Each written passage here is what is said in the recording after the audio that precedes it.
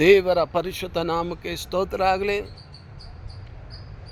ಅಬ್ರಾಮನಿಗೆ 99 ವರ್ಷವಾದಾಗ ಯೆಹೋವನು ಅಬ್ರಾಮನಿಗೆ ದರ್ಶನ ಕೊಟ್ಟು, ನಾನೇ ಸರ್ವಶಕ್ತನಾದ ದೇವರು, ಯಾವ ದೋಷ ಇಲ್ಲದವನಾಗಿ ನಡೆದುಕೋ ಅಂತ ಹೇಳಿ ದೇವರು ಮಾತಾಡ್ತಾರೆ ಅಬ್ರಾಮನ ಜೊತೆಯಲ್ಲಿ.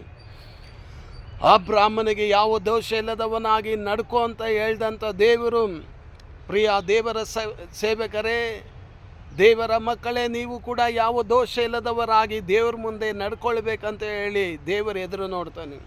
ನಮ್ಮನ್ನು ದೋಷ ಪಡಿಸುವಂಥ ಕಾರ್ಯಗಳು ಯಾವುದು? ಎಬೇಸ್ಯರ 4ನೇ ಅಧ್ಯಾಯದಲ್ಲಿ 30ನೇ ವಾಕ್ಯದಲ್ಲಿ ನಾವು ನೋಡ್ತೀವಿ.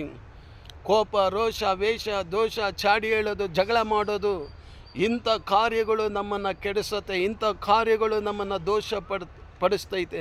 ಅದಕ್ಕೆ ನಾವು ದೋಷ ಇಲ್ಲದವರಾಗಿ ನಡ್ಕೊಂಡು, ನಾವು ಚಾಡಿ ಹೇಳದವರಾಗಿ, ಜಗಳ ಮಾಡೋರಾಗಿ ಇರದಂತೆ ದೇವರಿಗೆ ದೋಷ ಇಲ್ಲದವರಾಗಿ ನಾವು ನಡ್ಕೊಳ್ಬೇಕು.